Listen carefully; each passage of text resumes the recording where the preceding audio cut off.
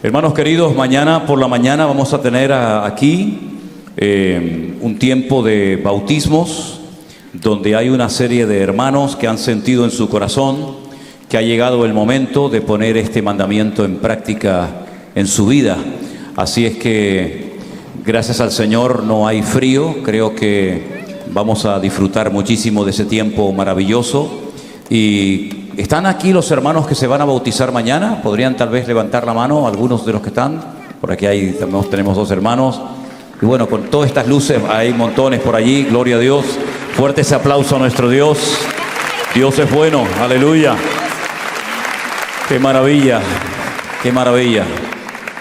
Decía que gracias al Señor el agua no creo que esté nada fría. Recientemente hemos tenido también bautismos y la verdad es que cuando el agua está fría es terrible, porque la gente entra y sale, pero el que está bautizando se queda allá adentro, ¿no? Pero gracias al Señor yo creo que mañana va a haber un tiempo bueno y aparte el agua pues va a estar preparada. Oramos en esta noche al Señor. Cierra tus ojos un momentito, por favor, hermano.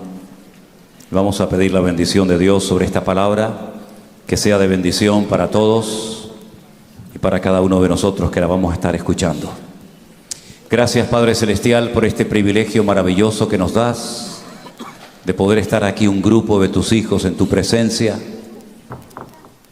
para recibir tu palabra, Señor. Es un honor, es un privilegio cada vez que abrimos tu palabra, leerla, estudiarla.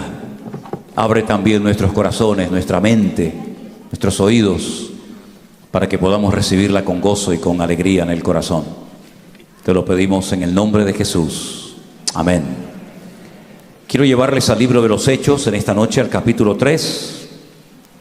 Algunos de ustedes dirán, ¿y qué tiene que ver el libro de los Hechos con la historia que estamos contando de Nehemías? Vamos a intentar trazar una relación entre estas palabras y otras que posteriormente leeremos con la obra extraordinaria que Nehemías emprendió en su época, en su generación. A partir del versículo 19 encontramos estas palabras tan interesantes que espero que sean de bendición para todos ustedes. La palabra del Señor dice lo siguiente: así que arrepentíos y convertíos para que sean borrados vuestros pecados, para que vengan de la presencia del Señor tiempos de refrigerio, y Él envíe a Jesucristo, que os fue antes anunciado, a quien de cierto es necesario que el cielo reciba hasta los tiempos de la restauración de todas las cosas, de la que habló Dios por boca de sus santos profetas, que han sido desde tiempo antiguo. Porque Moisés dijo a los padres: el Señor vuestro Dios os levantará profeta de entre vuestros hermanos como a mí, a él oiréis en todas las cosas que os mande. ¿Cuántos dicen amén? Hermanos queridos, estas palabras las pronunció el apóstol Pedro cuando el Señor se glorificó sanando a un ciego, a un cojo, que estaba el pobrecito esperando limosnas en una de las puertas de acceso al templo de Jerusalén. Ellos, dice la Biblia, que subían a orar y de repente se encuentran a una persona que está pidiendo limosna para poder sobrevivir. El Señor se glorifica, lo sana, lo restaura y la gente se queda sorprendida porque no dan crédito a lo que acaban de ver. Y entonces Pedro aprovecha la oportunidad para dar un mensaje evangelístico y decirle a la gente que no han sido ellos, no ha sido su poder, sino ha sido el poder de Cristo que opera a través de ellos, el que ha permitido que este hombre pudiera levantarse y caminar y glorificar al Señor. Automáticamente el apóstol Pedro le dice a los que están allí escuchando el mensaje que lo que tienen que hacer, si ellos también quieren cambiar, es arrepentirse de sus pecados, convertirse al Señor, y entonces comenzarán a ocurrir cambios en sus vidas. Lo primero, lógicamente, sus pecados van a ser perdonados instantáneamente. En segundo lugar, el Señor va a comenzar a traer cambios radicales a sus vidas y pueden comenzar a prepararse para cosas preciosas que iban a ocurrir en el futuro, como un tiempo de restauración. No solamente un tiempo de refrigerio, sino un tiempo de restauración. Y yo sinceramente creo que estamos ya en ese tiempo de restauración, donde Dios está restaurando el amor y el apego por la palabra de Dios, donde Dios está restaurando la obediencia, la santidad y el orden en nuestras vidas y en nuestras congregaciones, donde Dios está avivando y despertando y poniendo en nuestros corazones el deseo de amarle y de servirle con todo lo que tenemos a nuestro alcance. Estamos en ese proceso de restauración, como Nehemías en su época, en lo natural, sintió en su corazón que tenía que hacer algo radical en su vida para que las cosas cambiaran. De nada hubiera servido la información que Nehemías recibió si él se hubiera cruzado de brazos y se hubiera lamentado o incluso orado y orado, si él no hubiera sido radical y le hubiera pedido al rey que le diera permiso, que lo autorizara para que se pusiera en marcha la restauración de las murallas de Jerusalén. Ahora, dicho sea de paso, las murallas de Jerusalén que en este momento conocemos no son las murallas de los tiempos de Nehemías. Aunque todavía se ven restos del muro que levantó Nehemías en su época, las murallas que actualmente rodean todo el perímetro de la ciudad antigua de Jerusalén fueron construidos en el siglo XVI, a partir del 1536 aproximadamente, por un tal Sulimán el Magnífico. Ni siquiera son las murallas que conoció el Señor Jesucristo en su época. Pero repito, algunas porciones, algunas partes del muro de Nehemías todavía se pueden ver e incluso hasta tocar cuando alguien va a visitar la ciudad de Jerusalén. Ahora, nos llama la atención que Nehemías lo dejó todo: su comodidad, su seguridad económica, su trabajo, sus amistades, seguramente su familia, para emprender un largo viaje, para ir a una ciudad que estaba totalmente en ruinas. Recuerden que el cautiverio en Babilonia había durado 70 años. Y si una persona deja su casa por unos días o por unas semanas y después cuando regresa se la encuentra fría y probablemente hasta sucia, imagínense lo que es encontrarse un país 70 años abandonado, sin nadie cuidarlo, sin nadie atenderlo, los campos totalmente abandonados. Realmente era una tragedia volver a Jerusalén en aquellos días. Durante los años que estuvieron dando vueltas en el desierto con Moisés, ellos recibieron nada más y nada menos que 613 mandamientos, uno de los cuales se conoce con el nombre de la Shemitá. La Shemitá era una ley que se le daba a los agricultores para que cada 7 años dejaran reposar la tierra, no se podía sembrar. Durante los 490 años que las tribus de Israel vivieron en Canaán, nunca cumplieron con esta ley del descanso, del reposo de la tierra. Si estuvieron 490 años en el país sin dejar reposar la tierra cada 7 años, ¿cuántos años de obediencia le debían al Señor? 70 años. 70 por 7 son 490 años. Cuando la tierra reposó 70 años, conforme a la profecía que había dado el Señor por medio de los labios del ministerio del profeta Jeremías, lograron retornar, no todos, pero muchos lograron volver, y Nehemías sintió en su corazón que había llegado el momento de reconstruir los muros de Jerusalén. Nos llama, ya digo, la atención que Nehemías estuviera dispuesto a dejarlo todo para convertirse en un albañil, en un peón de albañil, y comenzar a trabajar durante muchos días para reconstruir la ciudad y sobre todo la muralla. Pero yo quiero decirles, mis queridos hermanos, que si nos sorprende el sacrificio, el precio elevado que pagó Nehemías en su época para dejarlo todo, la capital del reino que era Susa en aquel momento, para ir a Jerusalén, una ciudad que estaba destruida y totalmente abandonada, a mí todavía me sorprende más que alguien que nosotros conocemos, creo que perfectamente, siendo igual a Dios, no tomó el hecho de ser igual a Dios como cosa que aferrarse, sino que se despojó a sí mismo, tomando forma de siervo y estando en la condición de hombre, se humilló hasta la muerte y muerte de cruz. Él dejó la gloria, dejó la corona, dejó los serafines, dejó los querubines para emprender un largo viaje.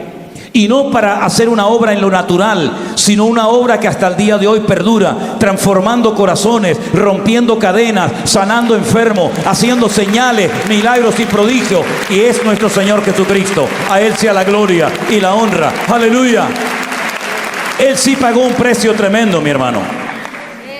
Pero lo curioso es que así como Nehemías emprendió una labor de reconstrucción, a mí me llama mucho la atención que cuando el Señor decidió humanarse, encarnarse y habitar entre nosotros, Él también de su corazón brotó el deseo de hacer una obra, pero no una obra creativa, sino una obra de edificación. Si nosotros comenzamos a leer la Biblia desde el principio, nos vamos a dar cuenta que todo lo que allí aparece fue producto de una creación instantánea como resultado del poder de la palabra de Dios. Dijo Dios, sea la luz, y fue la luz. Y prácticamente todo lo que vemos en Génesis capítulo 1 es parte de la obra creadora de nuestro Dios. Sin embargo, en el norte de Israel, Jesús un día se llevó a sus discípulos y les hace una pregunta tremendamente interesante. ¿Qué dicen los hombres acerca de mí? ¿Qué se comenta por ahí, por las calles? ¿Qué opinión hay de mí? Recibió varias respuestas, ¿verdad? Algunos pensaban que él era Juan el Bautista, que había resucitado de entre los muertos. Otros pensaban que era algún profeta de la antigüedad, como por ejemplo Jeremías, que era el profeta que conocía los secretos, los laberintos donde se había escondido el arca de la alianza. Pero sin embargo él le pregunta a sus discípulos: ¿y yo quién soy para ustedes? ¿Tenemos tan claro nosotros como Pedro tuvo claro en ese momento quién es el Señor? Pedro le dijo al Señor: tú eres el Cristo, el ungido del Señor, el Mesías, el enviado de Dios. En ese momento recibe una felicitación por parte del maestro, y el maestro le dijo: Pedro, bienaventurado eres, porque esto que acabas de declarar no te lo enseñó ningún rabino en ninguna sinagoga, ni siquiera tu propio padre en la casa, sino es una revelación que vino directamente del corazón de mi Padre a tu corazón y a tu vida. Y allí el Señor dice algo tremendo, y Él dice: yo edificaré mi iglesia, y las puertas del infierno, del Hades, no prevalecerán contra ella. Cristo podía haber creado la iglesia en un acto instantáneo. Sea la iglesia, y nace la iglesia, como tantas veces lo había hecho.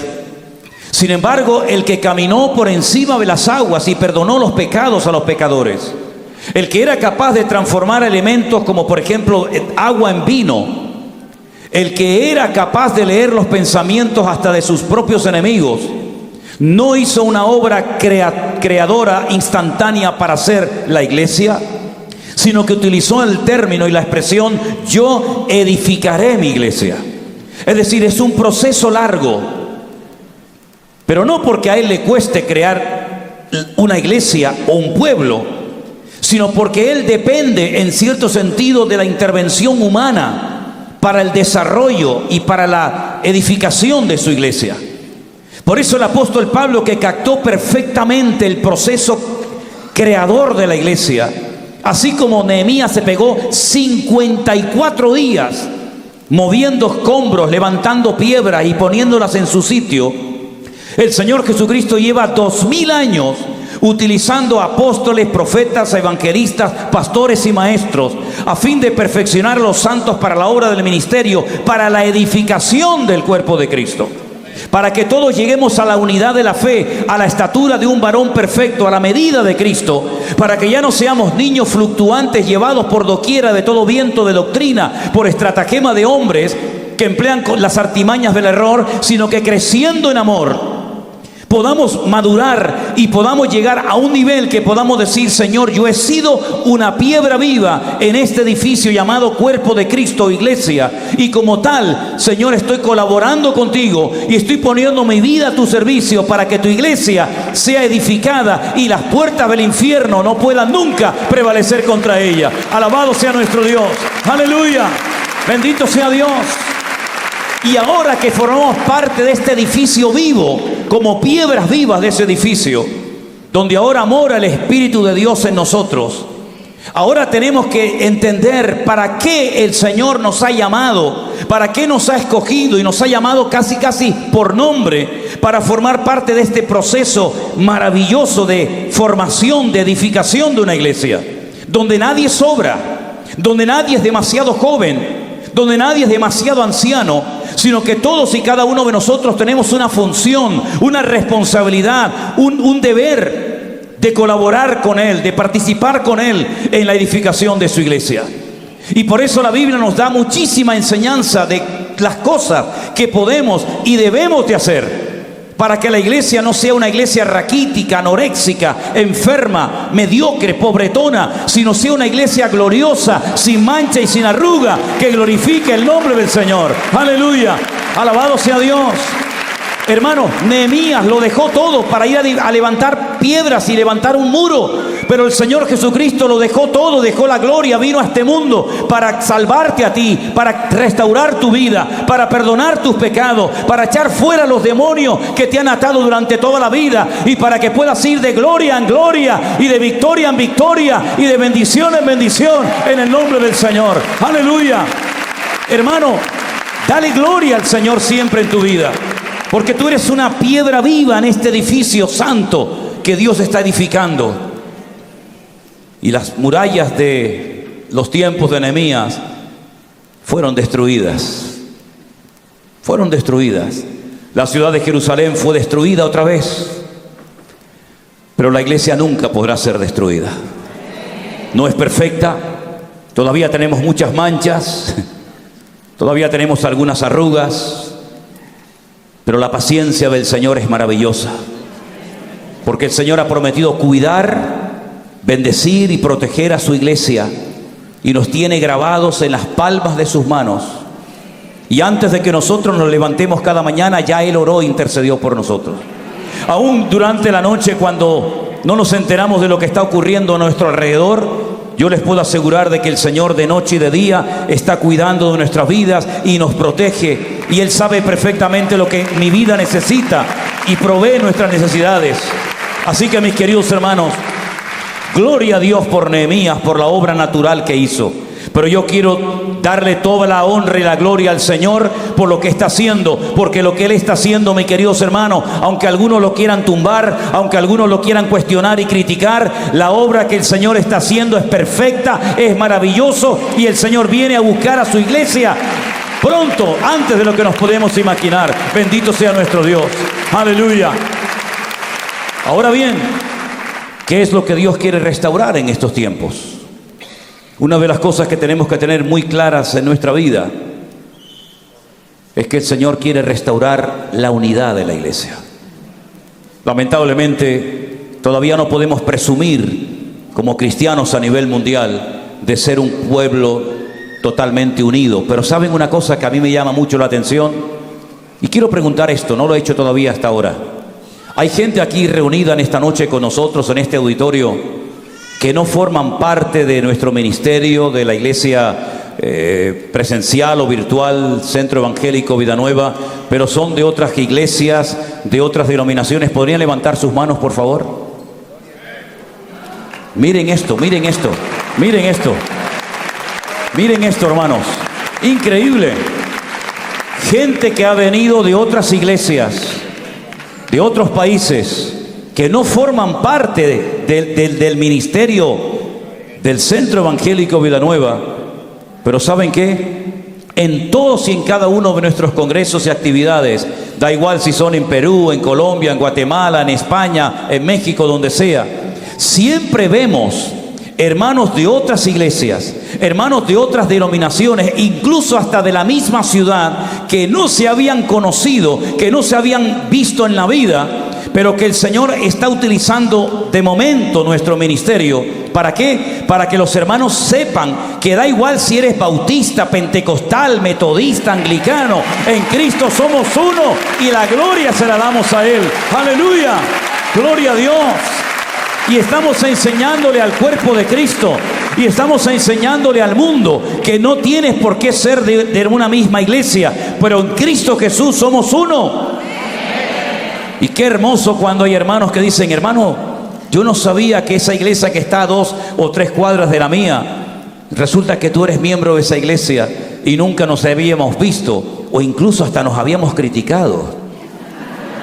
Y ahora resulta que nos damos un abrazo y alabamos juntos al Señor y nos gozamos juntos, porque el Señor, queridos hermanos, lo que quiere es fomentar y restaurar la unidad de su iglesia y que se cumpla la oración de Cristo: Padre, que sean uno, perfectos en unidad, como tú y yo somos uno, para que el mundo crea que tú me has enviado. Fuertes aplausos a nuestro Dios.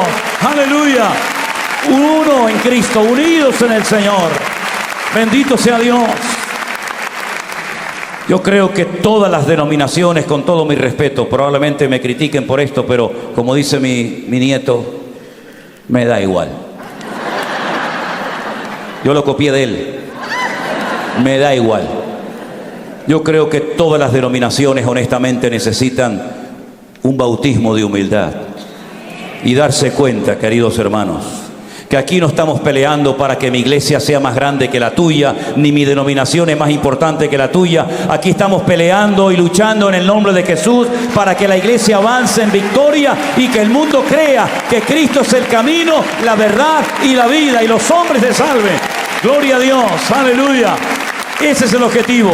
No levantamos la iglesia, no levantamos una denominación, no levantamos a un hombre, levantamos al Rey de Reyes y al Señor de los Señores.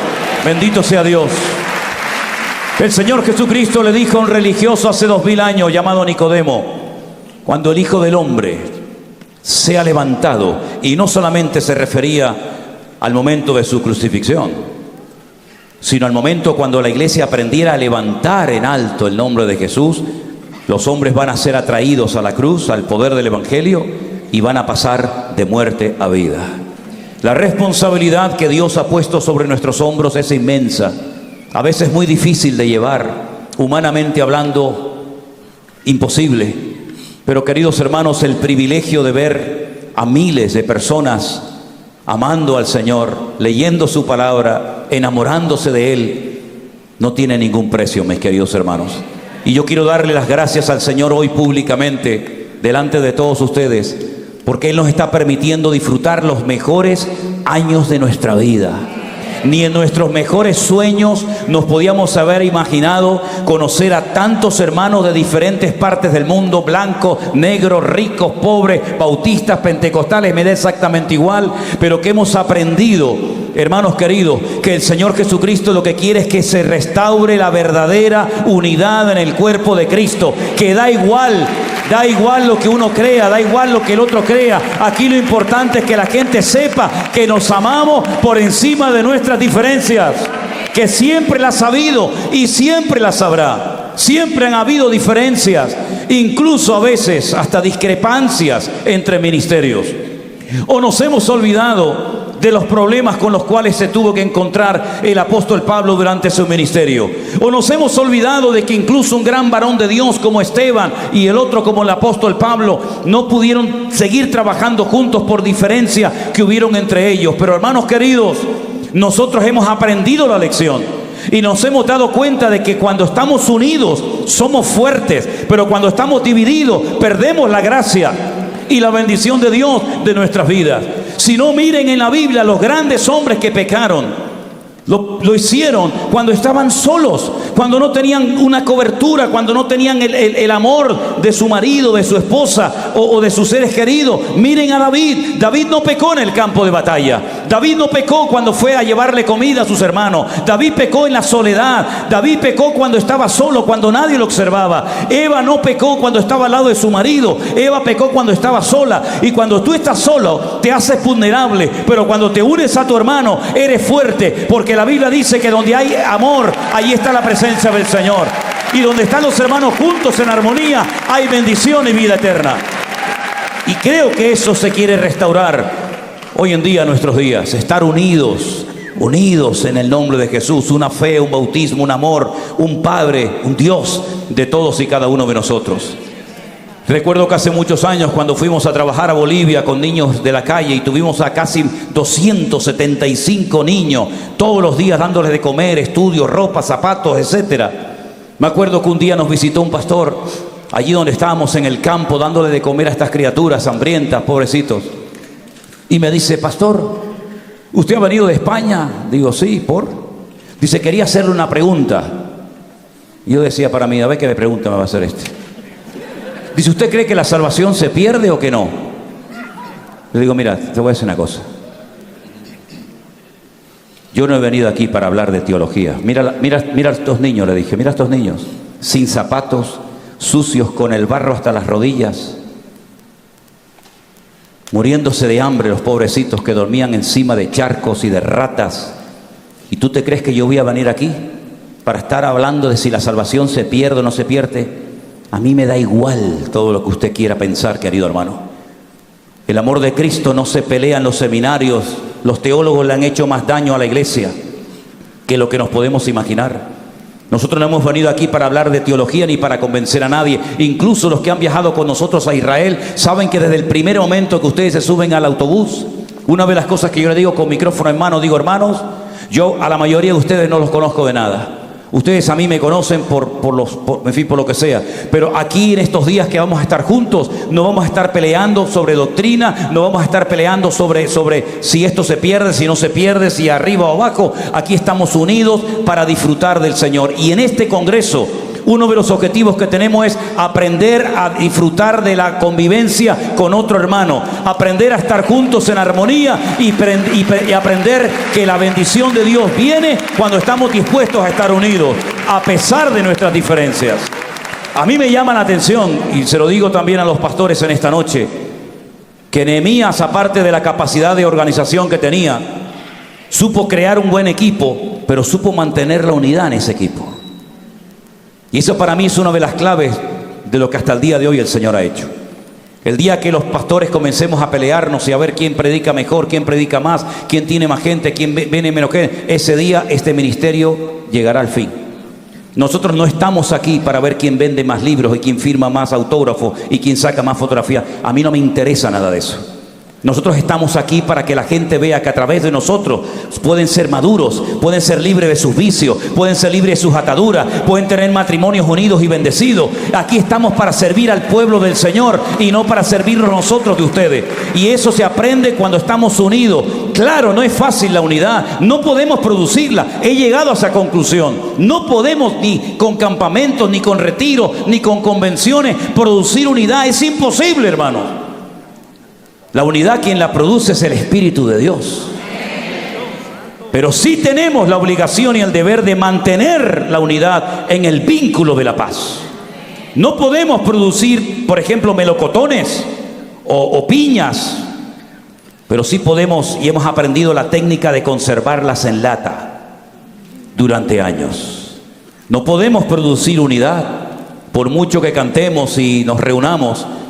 Pero esta unidad que ya impera y reina entre nosotros, sí tenemos el deber de conservarla en el vínculo de la paz. Y si tengo que perder una conversación para ganar a mi hermano, prefiero perder una conversación y pasar por tonto, pero que la gloria del Señor y la unidad del Señor se manifieste en nuestras vidas.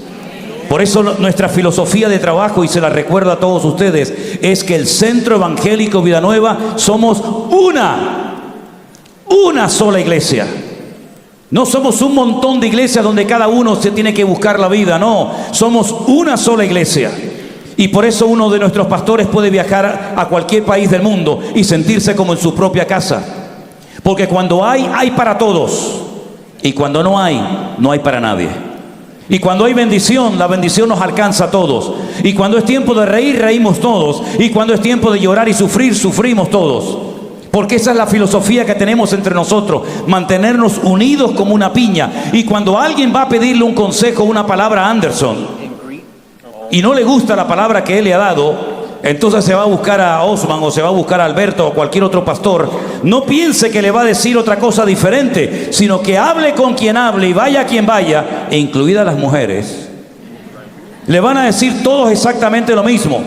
Porque hemos aprendido que estos no son grupitos. Yo soy de Pablo, yo soy de Apolo, yo soy de fulano y mengano. Todos somos de Cristo, y al que queremos levantar en alto es el nombre poderoso de nuestro Señor Jesucristo. A Él la gloria y la honra. Fuertes aplausos a nuestro Dios. Aleluya. Estamos edificando el cuerpo de Cristo. Y en este cuerpo, hermanos, hay muchos miembros, como bien saben ustedes. ¿Saben ustedes cuál es el hueso más largo del cuerpo humano? ¿Cuál es? El fémur, que por cierto, esta mañana cuando fui por allá adentro, había un segurita, un policía, como se llame, que el fémur tiene que ser gigante. Yo me puse detrás de él y nadie se dio cuenta que estaba ahí. Es enorme. El fémur de él es como todo mi cuerpo. Es un mamut eso, ¿no? Ese es el cuerpo más largo, el hueso más largo del cuerpo. Si no tuviéramos ese hueso, no podríamos caminar, nos caeríamos. ¿Y el más pequeño? Está dentro del oído. No lo podemos ver. Es más pequeño que la uña del dedo meñique. Pero si no lo tuviéramos, no podríamos oír. ¿Cuál es más importante? ¿El fémur o el huesecito? ¿Seguro? Claro que sí. Cuando usted quiere oír, no dice, a ver, háblame, que no te oigo bien. O cuando quiere caminar, camino, Todo es necesario, todo es importante. Y por eso yo quiero que nadie se sienta como un mueble viejo diciendo que ya tengo una edad, ya me duele aquí, me duele aquí, me duele allá. Sino que quiero que sepa que en esta iglesia, en este ministerio, le vamos a amar y le vamos a respetar hasta el último momento. Y no hay nadie que sobre. Fíjense este congreso.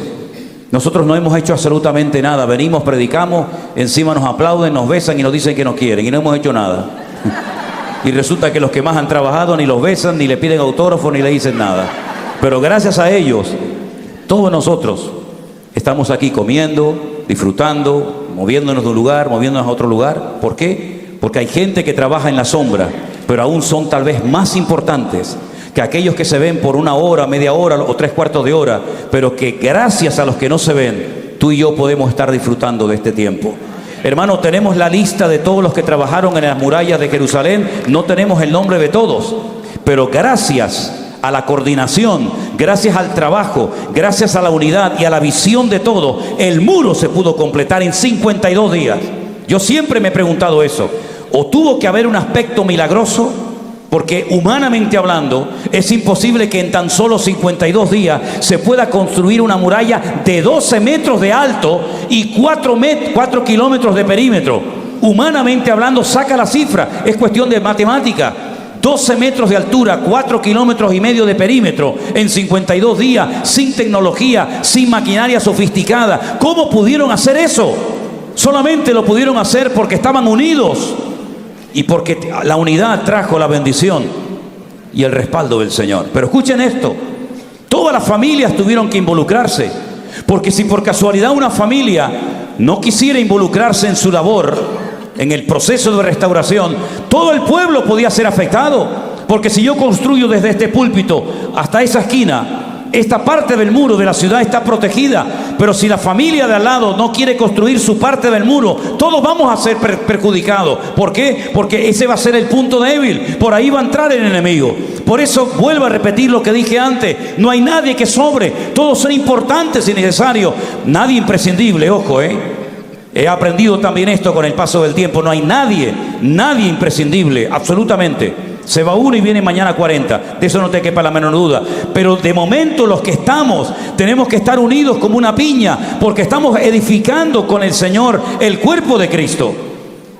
Y hay mucha gente allá afuera que ha perdido la esperanza en Dios, que ha perdido la fe y la confianza en los pastores, que ha perdido la confianza en tantas cosas, pero nosotros tenemos una responsabilidad enorme, porque cuando la gente viene, tienen que notar algo diferente en nosotros. Hay gente que sigue teniendo su púlpito en el monte Sinaí y predican desde el monte Sinaí, pero el Señor nos enseñó a predicar desde el monte Calvario. Y en el monte Calvario hay ira, En el monte Calvario hay justicia divina, pero no hacia el pecador, sino hacia el Cordero de Dios que quita el pecado del mundo. El Señor señaló con el dedo a su Hijo y se convirtió en el blanco de su ira y de su malestar por el pecado. Y por eso ahora la iglesia puede vivir en paz, porque tiene que haber siempre paz entre nosotros, porque la paz es lo que une a uno con otro. Y es lo que nos permite disfrutar de la alabanza, de cantar, de limpiar, de ser ujier o de hacer cualquier cosa aplaudible o no. Pero tenemos que partir de la base, mis queridos hermanos, que nosotros somos piedras vivas en esta edificación que el Señor está haciendo. 2000 años lleva el Señor edificando su iglesia. No porque le cueste hacerlo así instantáneamente, sino porque depende de todos y de cada uno de nosotros. ¿Sabe lo que te quiero decir esta noche? Lo que hagas, hazlo con gozo y con alegría para el Señor. Porque no estamos sirviendo al hombre. La mejor manera de no ofenderte nunca es no esperar nada del hombre. Si usted espera un trato preferencial, si usted espera un trato especial de parte del hombre y no lo recibes, te vas a sentir herido, te vas a sentir desplazado. Pero si tú lo esperas todo de parte del Señor, tu recompensa no viene del hombre, tu recompensa viene del Señor Dios Todopoderoso. Y déjame decirte algo, cuando tú pagas un precio, sea el que sea dejar tu casa, sea dejar tu trabajo, sea lo que sea, el Señor es galardonador de los que le buscan y le honran. Nehemías nunca más volvió a ser la misma persona después de haberse involucrado en la obra de Dios. Es más, algunos consideran que volvió a Susa y después terminó el resto de sus días en la ciudad de Jerusalén. Fue un trabajo arduo. Seguramente sus manos estaban llenas de callos y de heridas. Pero hoy estamos hablando de él y estamos honrando al Dios de Nehemías porque fue un hombre valiente. Y ese es el tipo de personas que Dios está buscando hoy en día. Personas que sean capaces de mancharse las manos. Personas que sean capaces de vivir bajo una vida de renuncia permanentemente. Pero dice la Biblia que aquel que se humilló y se hizo hombre y obediente hasta la muerte y muerte de cruz, no quedó todo en un aspecto de sacrificio, sino que por lo tanto el Padre le dio un nombre que es sobre todo nombre, para que se doble toda rodilla en el cielo, en la tierra y aún debajo de la tierra, y toda lengua confiese que Él es el Señor, para gloria de Dios el Padre. Hay fruto, hay bendición y hay recompensa para el hombre y la mujer que trabajan para Dios. Dele fuertes aplausos al Señor en esta noche. Aleluya. Esfuérzate, hermano. Y si estás cansado, diga al débil: fuerte soy en el Señor. Quiero que cierres tus ojos en este momento y le hagas esta pregunta al Señor, y créeme que te la va a responder, ¿Qué parte de la muralla tengo que hacer yo, Señor? ¿Qué parte del muro me toca hacer a mí? ¿Cuál es mi función en el cuerpo de Cristo, en este edificio? ¿Qué es lo que a mí me corresponde hacer, Señor? Y si lo estás haciendo, gloria a Dios. Pero si no, estás a tiempo. Estás a tiempo de decirle: Señor, aquí estoy, Dios mío. Aquí estoy dispuesto a servirte con mis dones y talentos que sé que los tengo, con mis recursos, con mi edad y experiencia en la vida. Yo quiero, Señor, edificar la parte de la muralla que me corresponde a mí. Porque sé, Señor, que tú cuentas conmigo. Y yo quiero ser como Nehemías, un constructor de murallas que glorifiquen a Dios. Detrás de cada una de esas piedras había un nombre. Detrás de cada una de esas piedras había una familia.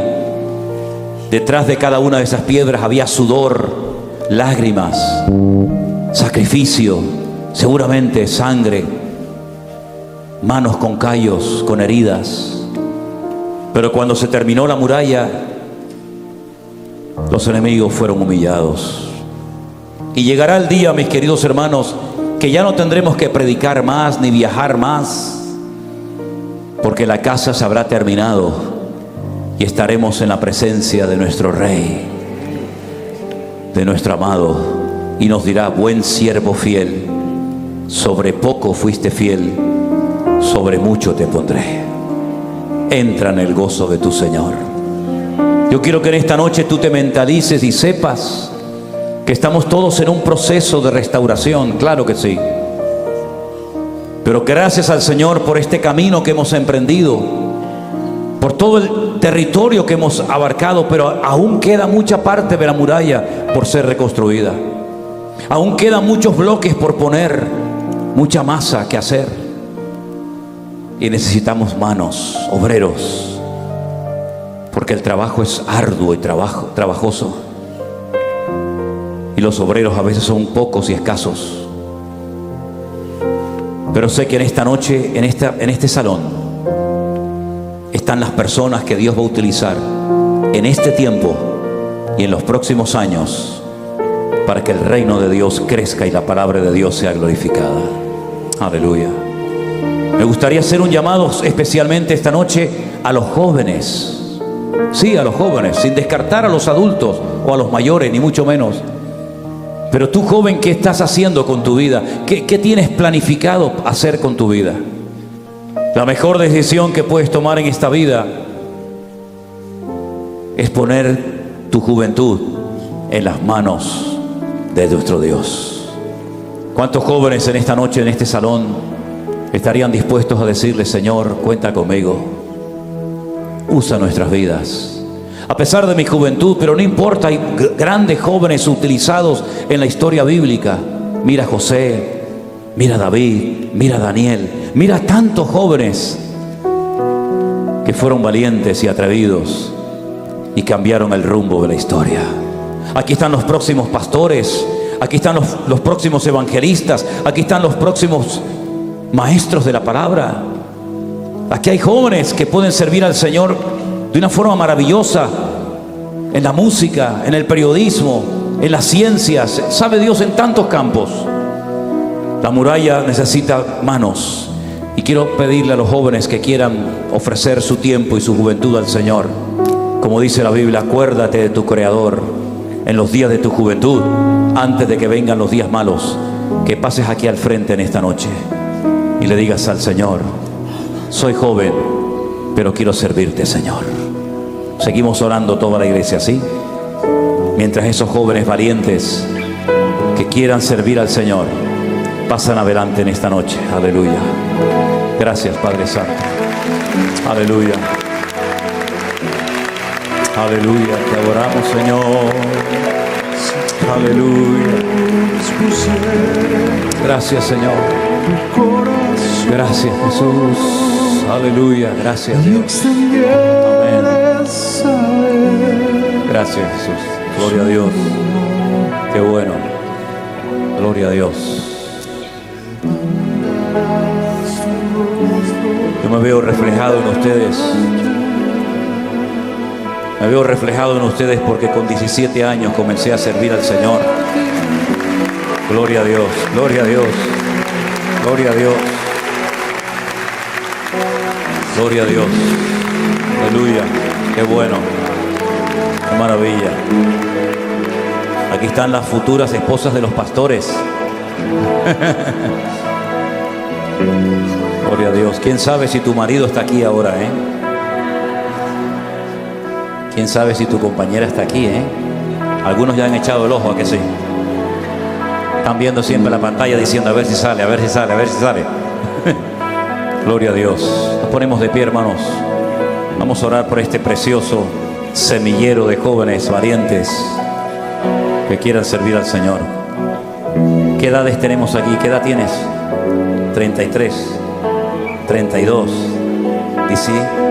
32, 34, 19, 22, 24, 24, 15, 36, 25, 29, 22, 20, 21, 64.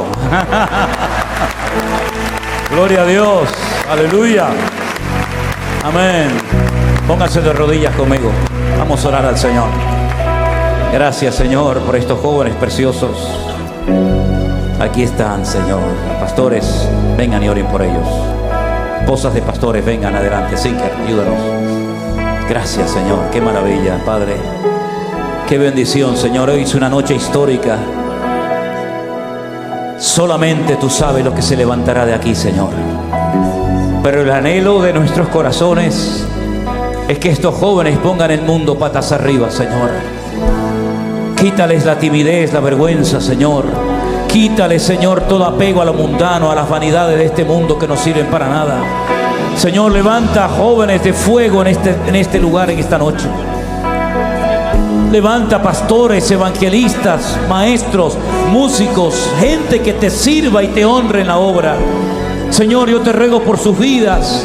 Son jóvenes, Señor, pero han pasado adelante porque tu espíritu les ha movido, tu palabra les ha tocado y ellos quieren servirte de alguna manera, Señor.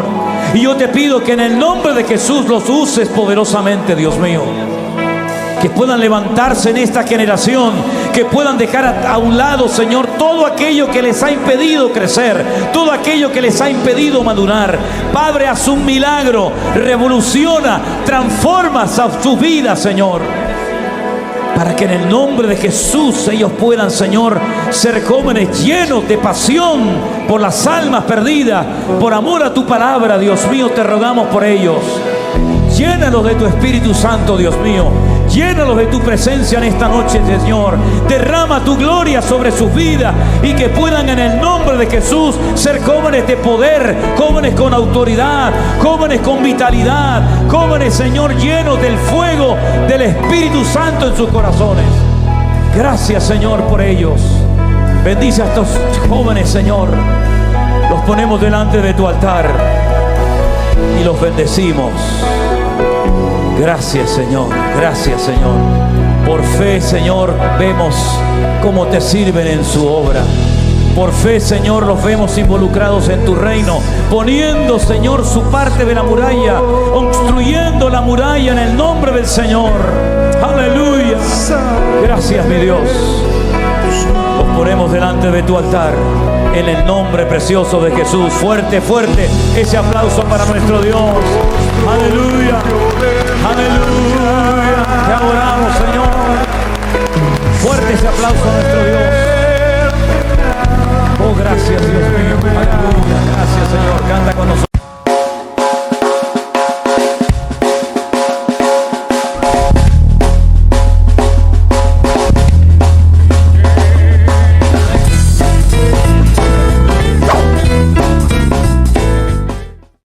Mateo 9:33, la palabra del Señor nos dice hoy lo siguiente: recorría Jesús todas las ciudades y aldeas enseñando en las sinagogas de ellos, y predicando el evangelio del reino y sanando toda enfermedad y toda dolencia en el pueblo. Y al ver las multitudes, tuvo compasión de ellas, porque estaban desamparadas y dispersas como ovejas que no tienen pastor. ¿Cuántos dicen amén? Qué hermoso tenía que ser viajar y convivir con el Señor Jesucristo durante tanto tiempo, ¿verdad? Él mismo llegó a decir cuántos reyes y profetas de la antigüedad hubieran dado lo que fuera por ver y escuchar y experimentar lo que ustedes están viendo en estos días, en estos tiempos, y no lo vieron. Seguramente muchos de nosotros diríamos lo mismo, ¿verdad? Cómo me hubiera gustado caminar con el Maestro, oírlo a Él, debajo de un árbol, en una barca, en una playa. Sin embargo, el Señor tenía otros planes para nosotros. Nos ha puesto en esta generación, una generación que vuelve otra vez a cometer los mismos pecados de otras generaciones, como por ejemplo la de Jesús, que es una generación o era una generación perversa y maligna. Pero a pesar de eso, el Señor Jesucristo hizo un esfuerzo tremendo por recorrer todas las ciudades y visitar todas las pequeñas aldeas y sinagogas de su época, como dice aquí, enseñando, predicando y sanando dolencias y enfermedades. Los religiosos estaban muy ocupados con sus liturgias. Los religiosos siempre viven en otra dimensión.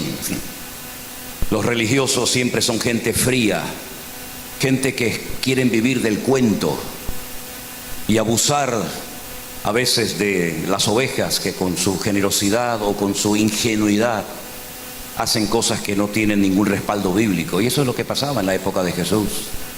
Jesús los describió a la perfección en Mateo capítulo 23, cuando les dice: ustedes son unos hipócritas, capaces de recorrer mar y tierra para ganar a un prosélito, y una vez que lo ganáis, lo convertís en 2 veces más hijo del infierno de lo que era antes.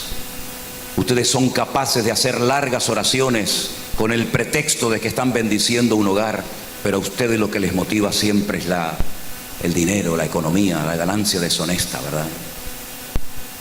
Por eso el Señor Jesucristo iba a lugares donde los religiosos nunca iban a ir, porque allí no iban a obtener un beneficio a cambio, allí no iban a obtener ningún rédito personal. Y dice la palabra de Dios que él predicaba el evangelio del reino. No es que haya muchos evangelios. El apóstol Pablo dice que si alguien nos predica un evangelio diferente, sea anatema. El evangelio del reino consiste precisamente en enseñarle, en inculcarle, en guiar a la gente a que vuelvan otra vez a formar parte del reino, del gobierno de Dios. El reino de Dios tiene que ver con leyes, tiene que ver con estatutos, con mandamientos, con un estilo de vida diferente al que probablemente la gente del mundo vive.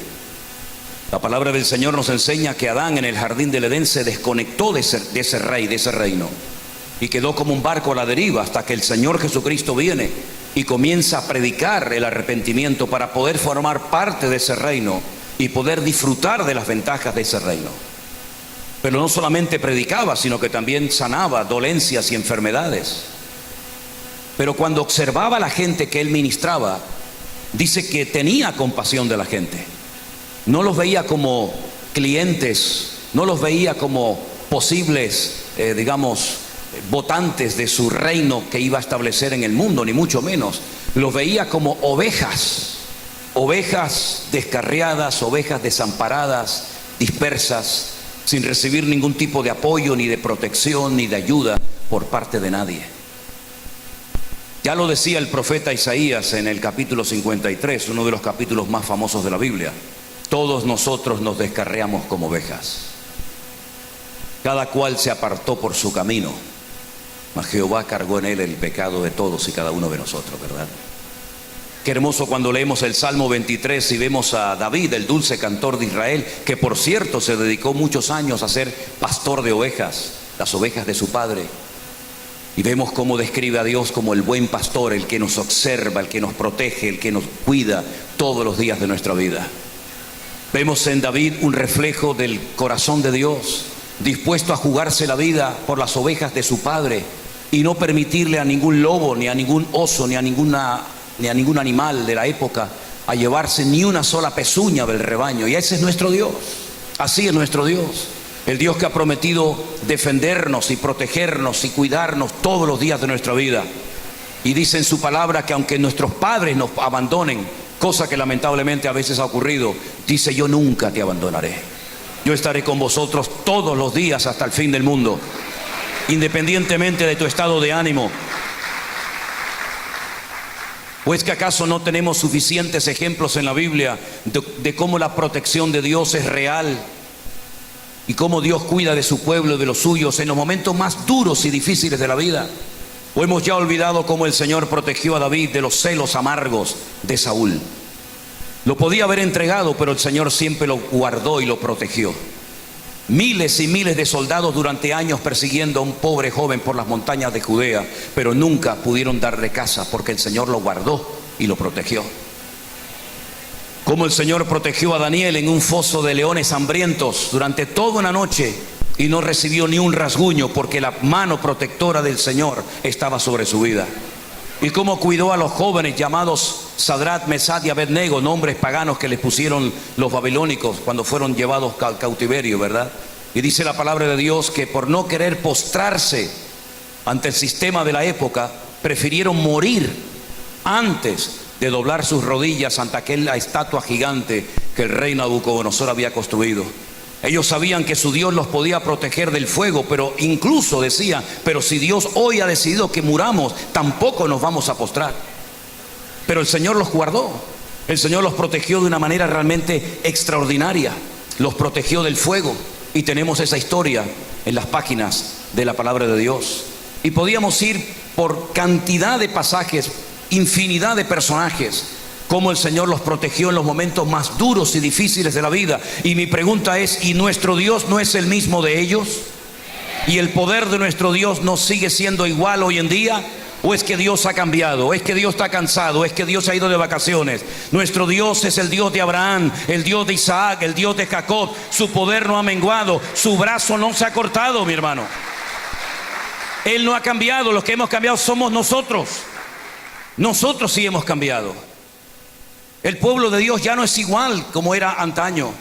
Hoy en día hay otras cosas tal vez más importantes para algunos en su vida. Sin embargo, la palabra del Señor nos enseña que si ponemos al Señor en primer lugar de nuestra vida, Él nos cuidará y nos protegerá todos los días de nuestra vida. Decía David, joven fui y ahora soy una persona anciana, pero nunca he conocido a un justo que mendigue pan, ¿verdad? Ni que sea desamparado. Ese es nuestro Dios. Ustedes aquí están viviendo tiempos duros y difíciles, pero no solamente ustedes aquí. Y en Europa también estamos pasando tiempos duros y difíciles, y en África y en todas partes del mundo. Y llegará el momento, y ha llegado ya, que no habrá una nación segura donde poder estar. La única seguridad que nunca nos va a abandonar es la seguridad y el amparo de nuestro Dios. ¿De dónde vendrá mi socorro? Mi socorro viene del Señor, el que hizo los cielos y la tierra. No dará tu pie al resbaladero, ni se dormirá el que te guarda. El sol no te fatigará de día, ni la luna de noche. Ese es nuestro Dios, es un Dios que cumple con su promesa. Es un Dios que se ha tomado en serio tu protección y tu vida. Él te compró a precio de sangre, mi hermano, no te olvides de eso. No es porque tuviéramos un valor incalculable, es porque Él le ha dado valor a tu vida. Porque Dios a ti y a mí no nos necesita absolutamente para nada, pero nosotros a Él lo necesitamos absolutamente para todo. Pero la Biblia profetiza que los últimos tiempos serían tiempos peligrosos y tiempos difíciles. Pero tenemos que brillar y marcar una diferencia en esta sociedad que está tratando de taparnos la boca y de meternos miedo constantemente, cuando no es una cosa es por otra. Miedo a la gripe aviar, miedo al COVID, miedo a que me deporten, miedo a que me quiten el trabajo, miedo continuamente. El diablo trabaja en el terreno del temor y quiere atemorizar al pueblo de Dios, pero no seamos gallinas, seamos, como el Señor dice, pueblo de Dios, real sacerdocio, nación santa. No dejemos que el mundo condicione tu vida, mi hermano, porque pase lo que pase, no ocurrirá nada sin el permiso de nuestro Dios. ¿O tú crees que el diablo puede hacer lo que quiera en tu vida y en la vida de la iglesia? Hemos caído tan bajo y hemos menguado nuestro nivel de santidad y de comunión con el Señor que creemos que el diablo puede hacer lo que le da la gana. El diablo tiene que pedirle permiso a Dios hasta para ir al baño, mi hermano. No hay absolutamente nada que el diablo pueda hacer si Dios no se lo permite hacer. Miren el libro de Job, el hombre más probado de la tierra. El hombre que perdió a sus hijos en una semana, el hombre que perdió a su esposa, el hombre que se puso en contra de sus enemigos por mantener su integridad, el hombre que perdió todo su patrimonio. Si a alguno de ustedes le tocan la cartera, se vuelven locos. Sin embargo, a Job el Señor le permitió al diablo que le quitara todo, menos le quitara su comunión y su relación con el Señor. Pero era un hombre que estaba tan parado, tan firme en el Señor y en su comunión con el Señor, que llegó a decir: aunque tú me mates, yo te voy a seguir alabando, porque yo sé que mi Redentor está vivo. Y ese es nuestro Dios. Y ese es el tipo de gente que necesitamos hoy en día. No necesitamos cobardes en el reino de Dios. Necesitamos hombres y mujeres que se atrevan a creerle a Dios. Y si tenemos que dar la vida, la daremos, porque para mí el morir es Cristo y el morir es ganancia. ¿Dónde está la valentía de los creyentes de antaño, que preferían renunciar al rescate para recibir mayor resurrección? ¿Dónde están esos cristianos que eran capaces de dejarlo todo por amor a la obra del Señor? Lean ustedes las historias de aquellos misioneros que se iban a África con el ataúd. Cuando le preguntaron a Hudson Taylor: ¿a dónde vas con esa caja de muertos? Y él decía: voy a morir. Se llevaban sus pertenencias, sabían que se iban, pero seguramente nunca volverían. ¿Dónde está la valentía de los creyentes, hermanos, que tapaban bocas de leones y derrumbaban murallas y se ponían a cantar en medio de enormes palizas durante la noche cuando eran perseguidos por el Imperio Romano. Tenemos que volver a recuperar la valentía que el pueblo de Dios ha tenido durante los últimos 2000 años, pero que el diablo y el mundo nos quiere quitar. La Biblia dice que Él es nuestro amparo y nuestra fortaleza, nuestro pronto auxilio en las tribulaciones de la vida. Por tanto, no temeré lo que me pueda hacer el hombre. ¿Cuántos dicen amén? Cuando ustedes leen, por ejemplo, la última carta, Pablo escribió muchas cartas, pero la última fue la carta que le escribió al joven pastor Timoteo. Cuando él le escribe la última carta a Timoteo, le dice: Timoteo, quiero decirte algo. En mi primera defensa ninguno estuvo a mi lado. Todos me desampararon. Qué tremendo, ¿no? Demas me abandonó porque se fue al mundo. Alejandro el calderero me ha causado muchos males. Cuídate de él, es una persona peligrosa. Nunca nadie me vino a visitar.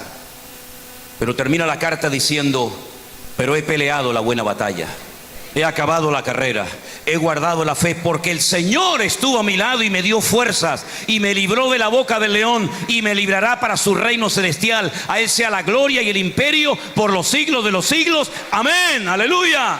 Ese es nuestro Dios, el Dios que fortalece al débil, el Dios que restaura al caído, el Dios que ayuda al pobre, al huérfano y a la viuda, y el Dios que no descansa de noche ni de día, sino que nos acompañará hasta el fin del mundo. Y nunca nos tendremos que sentir jamás solos ni abandonados. Ahora, hablando de ovejas, porque el Señor dice que cuando vio a las multitudes, las vio como ovejas desamparadas y como ovejas esparcidas. Se ha hablado muchas cosas acerca de las ovejas, que si no tienen sentido de la orientación, que si son dependientes 100% del pastor, y es cierto, todo eso es verdad. Pero hay dos cosas que siempre le han llamado la atención a la gente que estudia el mundo de las ovejas. Son dos características típicas de ese animal, por así decirlo, torpe. Una es la memoria tan grande que tienen, y otra es el oído tan bueno que tienen las ovejas. No ven muy bien, no huelen muy bien, se pierden muy fácilmente, pero recuerdan las cosas perfectamente y tienen muy buen oído. Por eso dice que cuando oyen la voz del pastor, se fían y siguen, porque la oveja reconoce en medio de todas las voces y ruidos que pueden escuchar la voz de su pastor.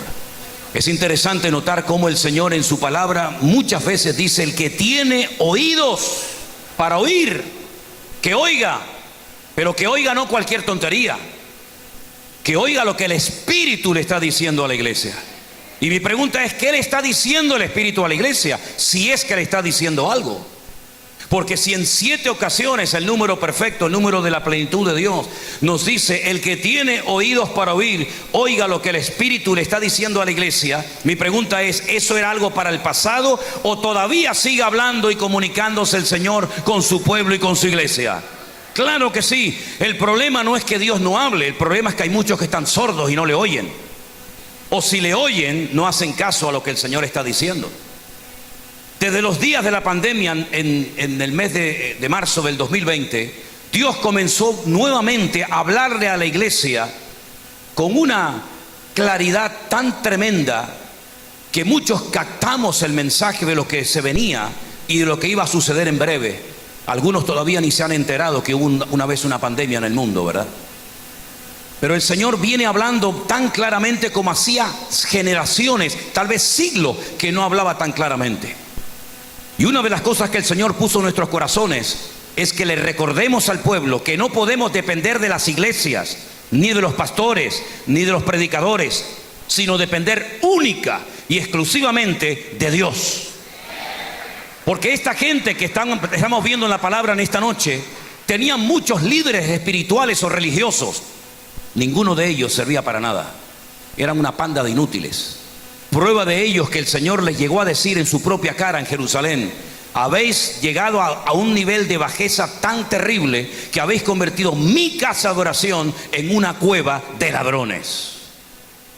Ya mi gloria no está aquí. ¿Y saben cómo les puedo demostrar que la gloria del Señor no estaba en el templo en su época? ¿Qué es lo que había a 150 metros del templo? Un estanque de aguas putrefactas. Un estanque llamado el estanque de Betesda, donde dice en Juan capítulo 5 que había una multitud, no eran 4 o 5 locos, era una multitud de ciegos, cojos, mudos, paralíticos. Y mi pregunta es, ¿qué hacía esa multitud allí en vez de ir al templo a recibir ministración o ayuda espiritual? ¿Por qué preferían las multitudes irse a un estanque a esperar algo que, dicho sea de paso, nunca ocurría? Era simplemente una leyenda, era simplemente una tradición que se había transmitido de generación en generación, de que un ángel descendía de tiempo en tiempo al agua y la movía, y el primero que se sumergía quedaba sano de cualquier enfermedad que tuviese. Mire, ni bíblicamente ni extra bíblica hay ninguna información acerca de que eso ocurría en el estanque de Betesda. De hecho, nadie se curaba allí. Pero preferían esperar algo que nunca iba a ocurrir que ir al templo, que ya era una cueva de ladrones hacía mucho tiempo. Hasta que el Señor Jesucristo apareció por aquel lugar y sanó al paralítico de Betesda, diciéndole: levántate, toma tu lecho y anda.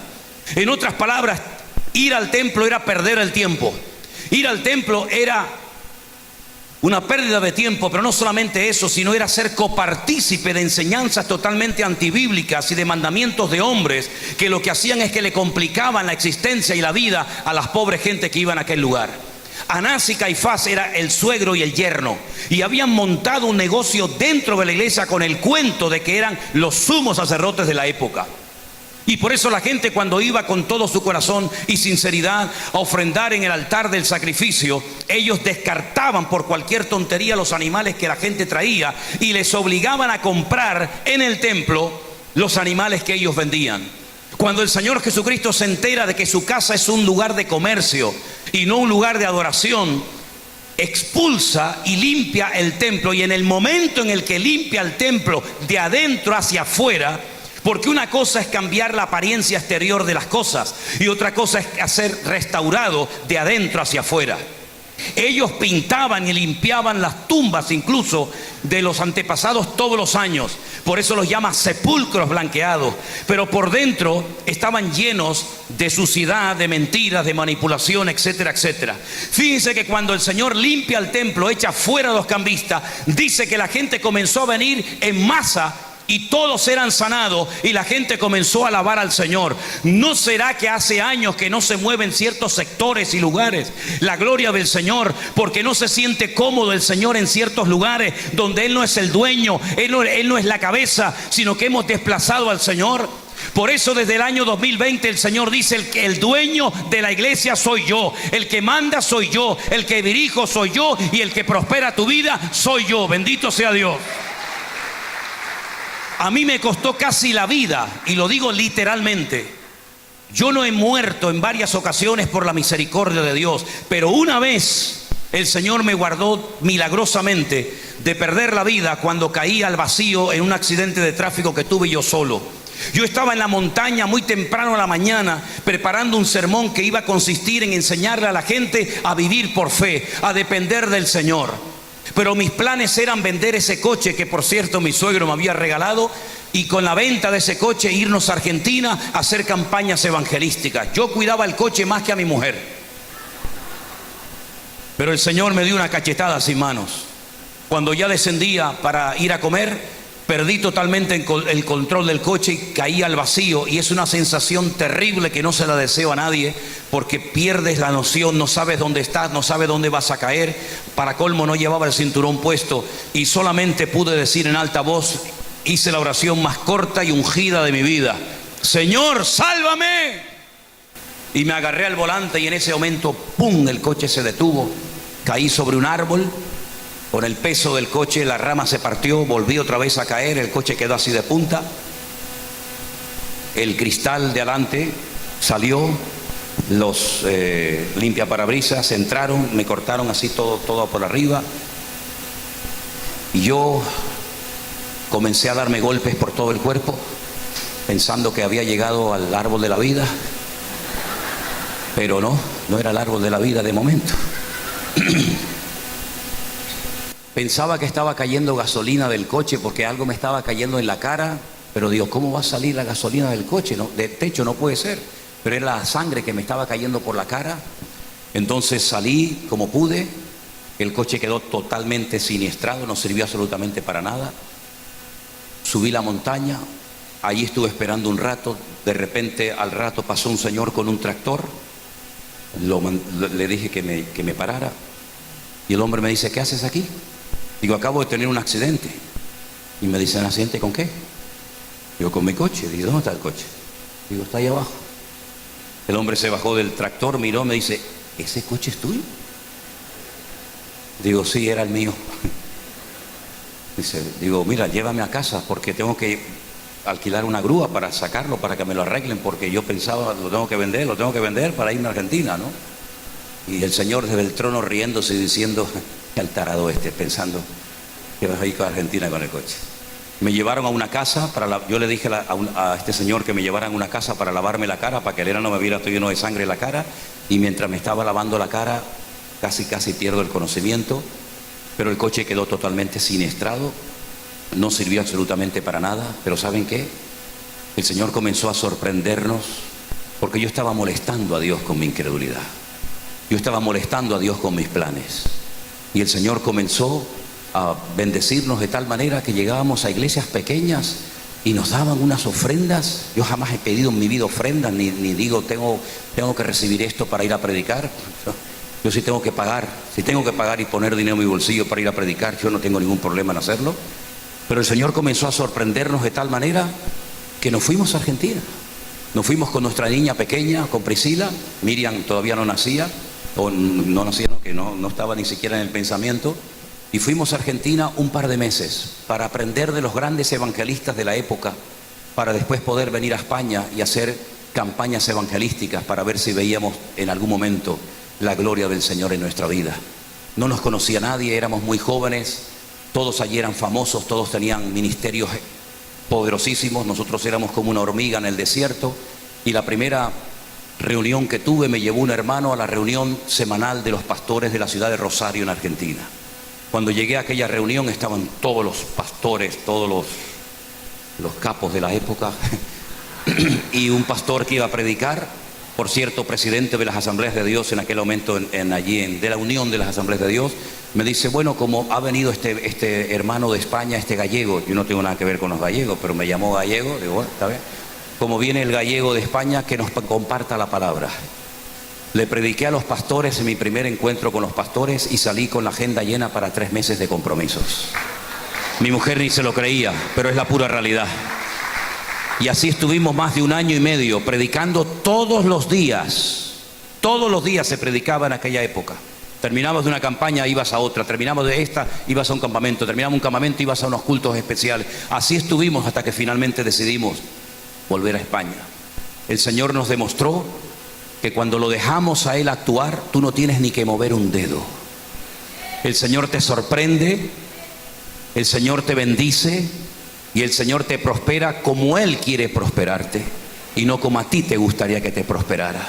Por eso esta gente necesitaba la visita del Rey de Reyes y Señor de los Señores, para que se dieran cuenta de que la religión no sirve absolutamente para nada. La religión te ata, la religión te esclaviza, la religión te ciega. Es en el terreno de la ignorancia, de la incredulidad que trabaja el diablo usando las religiones. Pero el Señor dice, pero yo he venido para darte vida y vida en abundancia. Y estamos viviendo unos tiempos en el que la iglesia tiene que despertar a la realidad de que la única ayuda verdadera y real es la ayuda de Él, del Todopoderoso, del Dios vivo, del Dios eterno, que no se cansa y que estará contigo todos los días hasta el fin del mundo. Apláudale fuerte al Señor en esta noche, mi hermano. Bendito sea Dios. Y miren, profecías que han estado dormidas, no muertas, dormidas. Como dijo el Señor, no está muerta, está dormida, aunque se reían de Él. Profecías que han estado dormidas durante siglos, estamos comenzando a ver cómo se están cumpliendo delante de nuestras narices. Y estamos viviendo en la época más espectacular de la historia de la iglesia sobre la faz de la tierra. Porque estamos viendo cosas increíbles que muchos soñaron ver y nunca las vieron. Y estamos viendo cómo los tiempos se acortan.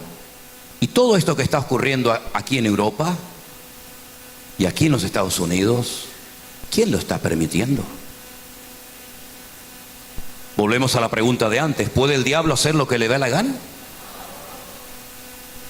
Me acuerdo que teníamos un local en España y comenzamos a tener muchos problemas con los vecinos. Nos rompían los carteles, nos tiraban piedras, nos rayaban los vehículos.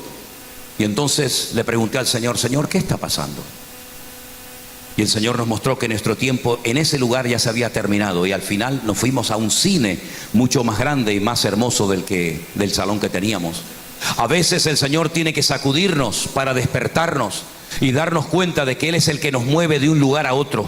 Pero a veces echamos demasiadas raíces en un lugar creyendo que hemos llegado al paraíso terrenal, y el paraíso terrenal no está aquí. El paraíso terrenal está en la presencia del Señor. Busca primeramente el reino de Dios y su justicia, y todo te vendrá por añadidura, mi querido hermano.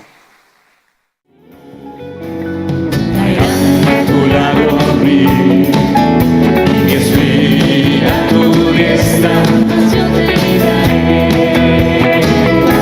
y te guardaré. Cuán grandes todos, cuán grandes son tus obras, profundos tus pensamientos.